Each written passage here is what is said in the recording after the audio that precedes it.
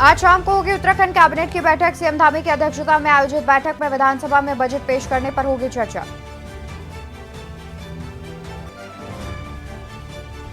सचिवालय के वीर चंद्र सिंह गढ़वाली सभागार में आयोजित बैठक में प्रत्यावेदन रिपोर्ट पर हो सकता है फैसला। बजट सत्र के दौरान वार्षिक प्रत्यावेदन रिपोर्ट पर हो सकता है फैसला। काठगोदाम अमृतसर के बीच ट्रेन संचालन को मिली मंजूरी। सीएम ने रेल मंत्री का जताया आभार। धामी ने पिछले साल रेल मंत्री अश्विनी वैष्णव से किया था अनुरोध। सीएम धामी ने अयोध्या में उत्तराखंड भवन के लिए मांगी जमीन। यूपी सीएम योगी आदित्यनाथ से रखी मांग। बोले उत्तराखंड का अयोध्या से पुराना नाता। मौसम के मिजाज में आए बदलाव से न्यूनतम तापमान में आई भारी कमी। अधिकांश क्षेत्रों में 11 से 14 डिग्री सेल्सियस के बीच दर्ज किया गया न्यूनतम तापमान। फरवरी में मेहरबान हुए मौसम ने बद्रीनाथ धाम सहित ऊंचाई वाले इलाकों को बर्फ से ढका। बद्रीनाथ में सोमवार से हो रही बर्फबारी 2 फीट से अधिक जम चुकी है बर्फ। आप देख रहे हैं के न्यूज, खबरों का सारथी। नमस्कार, मैं हूं आपके साथ अवंतिका अवस्थी और हम बात करेंगे उत्तराखंड खबरों पर। खबर आपको देहरादून से बता देते हैं, जहां पर आज होगी उत्तराखंड कैबिनेट की बैठक। देहरादून से खबर, जहां आज होगी उत्तराखंड कैबिनेट की बैठक। शाम 4 बजे धामी कैबिनेट की बैठक होगी। सीएम धामी की अध्यक्षता में आयोजित की जाएगी बैठक। विधानसभा में बजट पेश करने पर होगी चर्चा। आज होगी उत्तराखंड कैबिनेट की बैठक। खबर हम आपको राजधानी देहरादून से बता रहे हैं। शाम 4 बजे धामी कैबिनेट की होगी बैठक। सीएम धामी की अध्यक्षता में आयोजित होगी बैठक। और विधानसभा में बजट पेश करने पर होगी चर्चा। इसी खबर पर ज्यादा जानकारी के लिए हमारे साथ संवाददाता अंकित काला जुड़े हुए हैं। अंकित, आज उत्तराखंड कैबिनेट की बैठक होनी है मुख्यमंत्री की अध्यक्षता में, जिसमें बजट पेश करने पर चर्चा हो सकती है। अतिरिक्त क्या कुछ अहम जानकारियां हैं? देखिए अवंतिका, आज मुख्यमंत्री पुष्कर सिंह धामी की अध्यक्षता में महत्वपूर्ण एक कैबिनेट की बैठक बुलाई गई है जी। इसमें समय को लेकर के संशोधन किया गया है। जो नया कार्यक्रम आया है उसके मुताबिक दोपहर 1 बजे मुख्यमंत्री पुष्कर सिंह धामी की अध्यक्षता में कैबिनेट की बैठक शुरू होगी। बताया जा रहा है कि इस दर्जन भर से ज्यादा जो प्रस्ताव हैं वो इस बैठक में आएंगे। इस अगर हम कैबिनेट बैठक की बात करें तो सत्रों से जुड़े हुए कई प्रस्ताव आ सकते हैं। मतलब इसमें जो बजट है राज्य का उसको लाया जा सकता है। 90,000 करोड़ के बजट को इसमें मंजूरी मिल सकती है। वित्त वर्ष जो 2024-25 का जो बजट है उस पर आज कैबिनेट की मोहर लगने की संभावना है। इसके साथ ही कर्मचारियों के कई प्रस्ताव हैं, उसको लेकर के भी इसमें निर्णय हो सकता है। उपनल के जो कर्मचारी हैं उनको उनकी कुछ मांगे हैं उसको भी कैबिनेट पूरा कर सकती है। इसके साथ ही साथ बेसिक शिक्षा नियमावली में संशोधन हो सकता है। तो ऐसे अनगिनत प्रस्ताव हैं अवंतिका, जो कि इससे कैबिनेट के समक्ष आएंगे। और आज दोपहर 1 बजे मुख्यमंत्री पुष्कर सिंह धामी की अध्यक्षता में बैठक शुरू होगी। तमाम जो मंत्रिमंडल के सदस्य हैं वो सभी इस बैठक में उपस्थित रहेंगे और कई महत्वपूर्ण प्रस्ताव पर मंजूरी मिलने वाली है। बिल्कुल। और साथ ही अंकित, देखा जाए तो जिस तरीके से इस वर्ष लोकसभा चुनाव भी होने हैं, वे कुछ ही समय बाद लोकसभा चुनावों की तारीखों का ऐलान भी कर दिया जाएगा। तो क्या धामी सरकार जब अपना इस बार बजट पेश करेगी तो इसमें खास तौर पर चुनावों को भी ध्यान में रखा जाएगा, ताकि जितने भी ज्यादा लोग हैं वो बीजेपी सरकार से खुश होते नजर आए? बिल्कुल। देखिए अवंतिका, वैसे तो लोकसभा का इलेक्शन केंद्र सरकार के कार्यों पर होता है, लेकिन जो कि चुनाव है तो सरकार भी चाहेगी कि अधिक से अधिक मत उसकी पार्टी को मिले। तो ऐसा माना जा रहा है कि महिलाएं, युवा और तमाम जो अन्य वर्ग है इन सभी को साधने की सरकार कोशिश करेगी। और इस बजट के माध्यम से आप देखें कि कई ऐसे जन कल्याणकारी योजनाएं भी शुरू की जा सकती है जो कि सीधे आम जनमानस तक पहुंचे और उसको उसका लाभ मिल सके। तो निश्चित ही सरकार अपनी तरफ से कोशिश करेगी। बहरहाल इसमें आज जो कैबिनेट की बैठक होगी उसमें देखना होगा कि कितने का बजट इसमें कैबिनेट में पारित किया जाता है और उस बजट में क्या कुछ खास सरकार लेकर के आती है। इस पर सबकी निगाहें बनी रहेगी। लेकिन आज दोपहर 1 बजे मुख्यमंत्री पुष्कर सिंह धामी की अध्यक्षता में बैठक शुरू होगी। उसके बाद जानकारी मिल पाएगी कि सरकार इस कैबिनेट बैठक में कितने प्रस्ताव लाई है और कितनों को मंजूरी मिली है। इसके अलावा बजट को लेकर के भी जो संशय है वो साफ हो पाएगा। बिल्कुल, बहुत शुक्रिया अंकित आपका ज्यादा जानकारी हमारे दर्शकों तक पहुंचाने के लिए।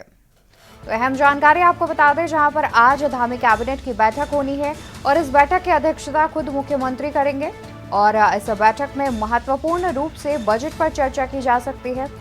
कुछ महत्वपूर्ण प्रस्ताव भी हैं जिन पर चर्चा होगी।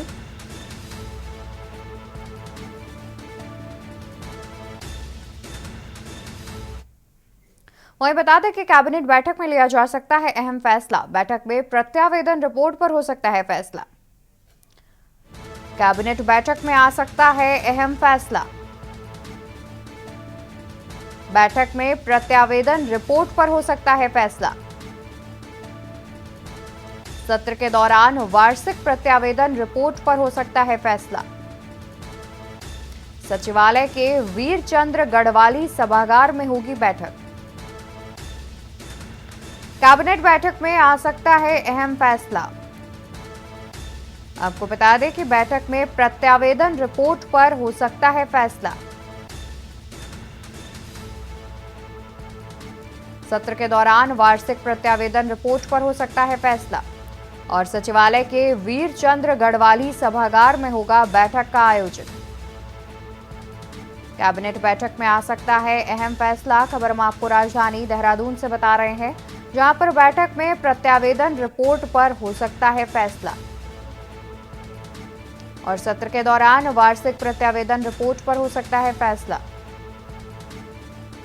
सचिवालय के वीरचंद्र गढ़वाली सभागार में होगा बैठक का आयोजन।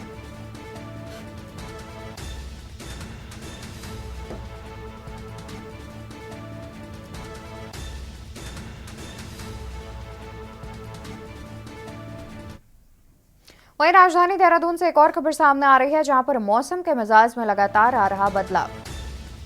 मौसम के मिजाज में लगातार आ रहा है बदलाव। न्यूनतम तापमान में आई भारी कमी। अधिकांश क्षेत्रों में काफी नीचे आया तापमान।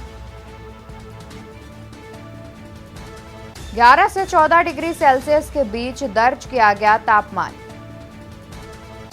मौसम के मिजाज में लगातार आ रहा है बदलाव। खबर हम आपको राजधानी देहरादून से बता रहे हैं, जहां पर न्यूनतम तापमान में भारी कमी भी देखी जा रही है और अधिकांश क्षेत्रों में काफी नीचे आया तापमान। और एक बार फिर से मौसम बदलता हुआ नजर आ रहा है, जहां पर 11 से 14 डिग्री सेल्सियस के बीच तापमान दर्ज किया गया है और तापमान में गिरावट आ रही है, जिससे ठंड एक बार फिर से बढ़ने लगी है। ठंड एक बार फिर से दस्तक देने लगी है। जानकारी के अनुसार न्यूनतम तापमान में भी आई है भारी कमी।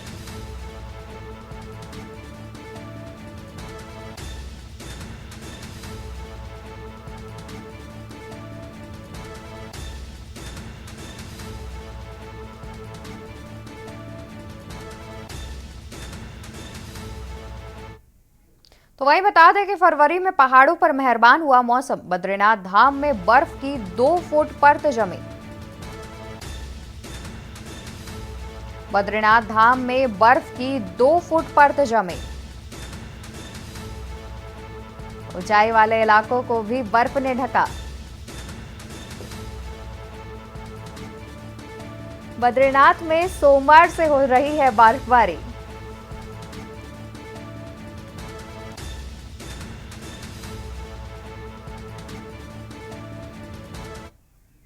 और यहां रुकेंगे एक छोटे से ब्रेक के लिए, जल्द हाजिर होंगे।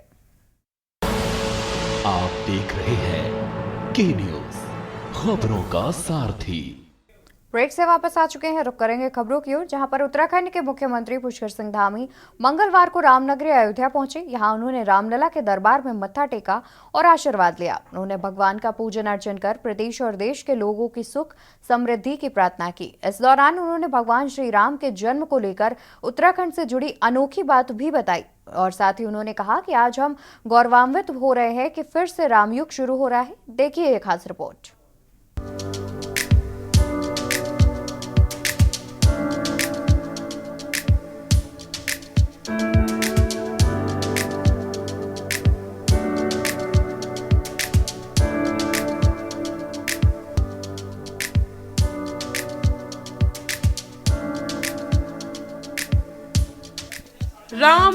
स्मृति राम गति, राम नाम विश्वास, सुमिरत शुभ मंगल कुशल, दुह दिश तुलसीदास। कहा जाता है जिसका नाम राम प्रेम में है, राम ही जिसकी एकमात्र गति है और राम नाम में ही जिसका विश्वास है, उसके लिए राम नाम का स्मरण करने से ही दोनों लोग और शुभ मंगल और कुशल है। इसी सोच के साथ उत्तराखंड के मुख्यमंत्री पुष्कर सिंह धामी मंगलवार को राम नगरी अयोध्या पहुंचे, जहां उन्होंने रामलला के दरबार में माथा टेका और आशीर्वाद लिया। उन्होंने भगवान का पूजन अर्चन कर प्रदेश और देश के लिए सुख और समृद्धि की प्रार्थना की। देवभूमि के मुख्यमंत्री पुष्कर सिंह धामी मंगलवार को अयोध्या पहुंचे। सीएम धामी के साथ उनके मंत्रिमंडल के 5 सहयोगी वरिष्ठ मंत्री सतपाल महाराज, रेखा आर्य, धन सिंह रावत, प्रेमचंद्र अग्रवाल और सुबोध उनियाल मौजूद रहे। साथ ही राज्यसभा सदस्य नरेश बंसल भी सीएम धामी के साथ दिखाई दिए। मुख्यमंत्री पुष्कर सिंह धामी अपने कैबिनेट मंत्रियों के साथ चार्टर विमान से अयोध्या पहुंचे थे। अयोध्या के महर्षि वाल्मीकि अंतर्राष्ट्रीय एयरपोर्ट पर कैबिनेट का स्वागत किया गया, जिसे देखकर सीएम धामी गदगद नजर आए। देवभूमि है, वहाँ राम भक्त हैं, राष्ट्र भक्त हैं और हर राम भक्त सोचता था कि भगवान राम का प्राण प्रतिष्ठा हो, उनका भव्य दिव्य मंदिर बने, भगवान वहाँ विराजित हो जहाँ उन्होंने जन्म लिया है। तो वो काम पूरा हुआ है और वैसे भी हमारे यहाँ से माँ सरयू निकलकर यहाँ पहुँचती हैं। रघुनाथ मंदिर देवप्रयाग में है, जहाँ पर पितृ यज्ञ भगवान राम जी ने किया था। तो हमारा बहुत गहरा संबंध है और उत्तराखंड के लोग हमेशा यहाँ आएंगे जाएंगे। सीएम पुष्कर सिंह धामी ने अपने मंत्रिमंडल के साथ एयरपोर्ट से अयोध्या के हनुमान गढ़ी पहुंचे और जहां उन्होंने दर्शन पूजन के बाद रामलला के दरबार में हाजिरी लगाई और प्रभु राम का आशीर्वाद लिया। रामलला के दर्शन के बाद सीएम धामी ने मीडिया से बातचीत की। उन्होंने कहा, 500 वर्षों के लंबे संघर्ष के बाद रामलला अपने जन्म स्थान पर भव्य मंदिर में विराजित हुए हैं। ये विश्व के प्रत्येक सनातनी की भावनाओं की जीत है। प्रधानमंत्री नरेंद्र मोदी और उत्तर प्रदेश के मुख्यमंत्री योगी आदित्यनाथ के नेतृत्व में इस कालखंड में फिर से राम युग का आरंभ हुआ है। हर एक सनातनी की भगवान राम की कृपा से उनकी भावना की जीत हुई है। हमारे प्रधानमंत्री आदरणीय मोदी जी के नेतृत्व और उत्तर प्रदेश के मुख्यमंत्री आदरणीय योगी आदित्यनाथ जी के नेतृत्व में ये कालखंड फिर से रामयुग यहाँ पर प्रारंभ हुआ है। मैंने यहाँ पर आकर पहले भी मैं बहुत बार लखनऊ विश्वविद्यालय में जब मैं अध्ययन करता था, छात्र जीवन में था, तो बहुत बार अयोध्या आया और जब मैं यहाँ आया तो मैंने देखा कि भगवान रामलला टेंट में है, तो मन में भावुकता उस समय होती थी, लेकिन आज एक अलग प्रकार का है। हम सब गौरवान्वित हैं। उत्तराखंड सीएम पुष्कर सिंह धामी ने कहा कि प्रभु श्री राम का उत्तराखंड से अटूट संबंध है। यहाँ आकर प्रदेश और देश के विकास की कामना की।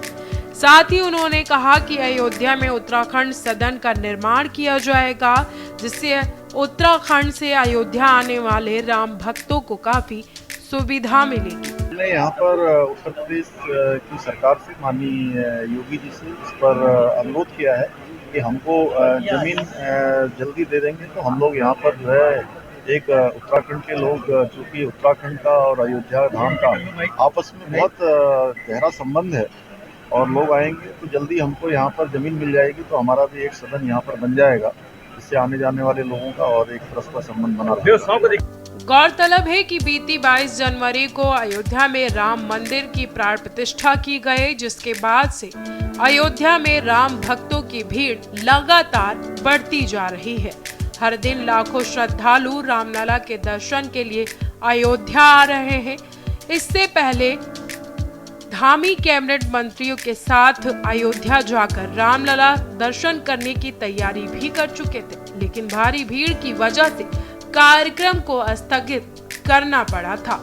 स्पेशल डेस्क के न्यूज इंडिया। लोकसभा चुनाव नजदीक है, फरवरी माह भी समाप्ति की ओर है और समय बीतने के साथ ही भाजपा, कांग्रेस समेत तमाम राजनीतिक दलों ने तैयारियों को तेज कर दिया है। इसी के तहत कांग्रेस ने प्रत्याशियों पर भी मंथन शुरू कर दिया है। दिल्ली में कांग्रेस की स्क्रीनिंग कमेटी की बैठक आयोजित की गई, जिसमें उम्मीदवारों के नामों पर चर्चा की गई। बताया जा रहा है कि उत्तराखंड की 5 लोकसभा सीटों पर कांग्रेस में करीब 40 दावेदारों के नाम सामने आए हैं। सवाल यह है कि क्या कांग्रेस इन मुद्दों के सारे जीत का स्वाद चख पाएगी? देखिए ये रिपोर्ट।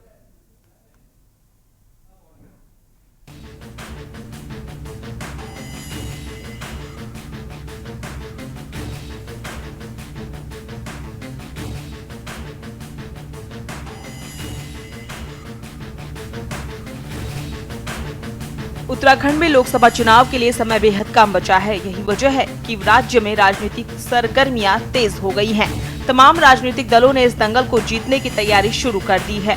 उत्तराखंड की 5 लोकसभा सीटों में भाजपा कांग्रेस के बीच मुकाबला देखने को मिलेगा। समय नजदीक आने के साथ ही कांग्रेस ने प्रत्याशियों के नामों पर मंथन शुरू कर दिया है।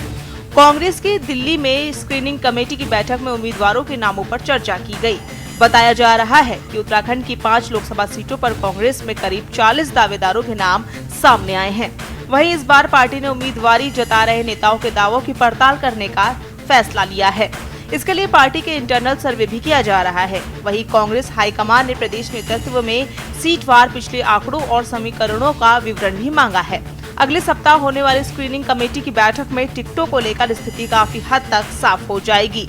वहीं राज्य के क्षेत्रीय दल यूकेडी ने प्रदेश की 5 लोकसभा सीटों में प्रत्याशियों को उतारने का फैसला लिया है। आश्वस्त हैं, अग्निवीर का व्यापक असर है, अंकिता भंडारी का व्यापक असर है, SSSC भर्ती घोटाला, पटवारी पेपर लीक का व्यापक असर है। किसानों के साथ जो हुआ बाढ़ में, उनको मुआवजा तक नहीं दिया, उनके नुकसान की भरपाई नहीं हुई, और जिस तरीके से खाद का कट्टा का रेट वही रखा गया, लेकिन 10 किलो खाद उसमें से गायब कर दी गई है। तो आदमी चर्चा कर रहा है, सबको पता है उनके साथ क्या हो रहा है। तो बहुत मुझे उम्मीदें हैं कि लोगों में ये बात आएगी।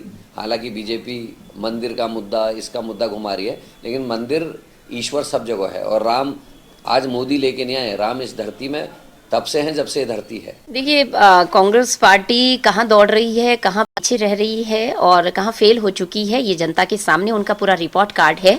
और कुर्सी के पीछे चाहे हरीश रावत हो, हरक सिंह रावत हो, करण माहरा हो, ये सभी लोगों का सिर्फ एक दिखावा है। और यहाँ पे कुर्सी के पीछे ही भागना इनका कार्य है, जनता के बीच में रहना इनका कोई कार्य नहीं है। तो अभी ये वैसे भी कांग्रेस संगठन का मैटर है, और मुझे लगता है कि इस पर वही लोग ज़्यादा अच्छे से बात कह सकते हैं। देखिए, हमने ये राष्ट्रीय चुनाव है, राष्ट्रीय चुनाव के लिए हमारे लोकसभा चुनाव के लिए 5 सीटों पर 5 प्रत्याशी लड़ेंगे। हमारा निकाय चुनाव भी फोकस है, निकाय चुनाव को लेकर भी हमने प्राथमिकता दी है। हमने अपने प्रत्याशियों को तैयार कर दिया है और जल्द ही इसकी घोषणा भी, हमारे जैसे चुनाव की घोषणा होगी उससे कुछ दिन पहले हम घोषणा कर देंगे कि हमारे ये प्रत्याशी मैदान में रहेंगे।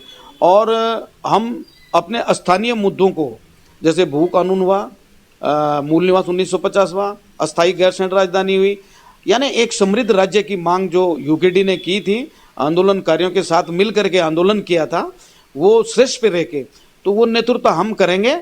आपको बता दें कि उत्तराखंड की 5 लोकसभा सीटों में भाजपा कांग्रेस सामने सामने है। मौजूदा समय में राज्य की सभी लोकसभा सीटों में भाजपा का कब्जा है।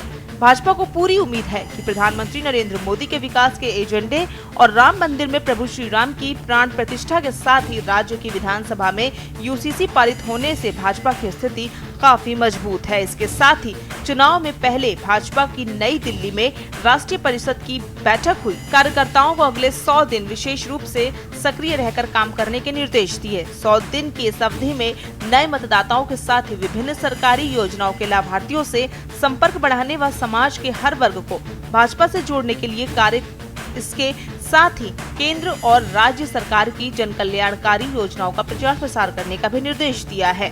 हालांकि कांग्रेस का कहना है कि इस बार जनता भाजपा की बातों में नहीं आएगी। देखिए, लोकसभा चुनाव से ठीक पहले ये संयोग बना कि राष्ट्रीय अधिवेशन हो रहा है और राष्ट्रीय स्तर पर प्रदेशों से, हमारे यहाँ से भी चीफ मिनिस्टर, प्रदेश अध्यक्ष सब लोग गए हुए हैं।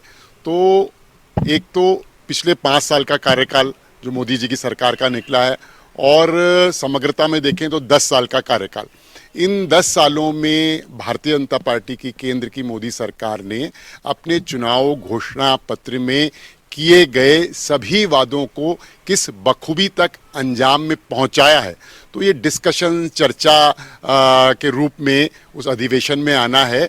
और लीडरशिप जो है वो बूथ स्तर तक अपने कार्यकर्ता को और गांव के स्तर तक आम जनता को अपनी 10 साल की जो ऐतिहासिक उपलब्धियां रही हैं उनके बारे में पहुंचाना, और राष्ट्रीय अधिवेशन में जो अंतर्राष्ट्रीय स्तर पर भी भारत की छवि और सुदृढ़ हुई है और निखरी है, इन सभी विषयों पर कार्यकर्ताओं के माध्यम से सेंटर का जो अधिवेशन चल रहा है, राष्ट्रीय अधिवेशन, हम नीचे तक ले जाएंगे। तो फोकस उसी पर रहेगा।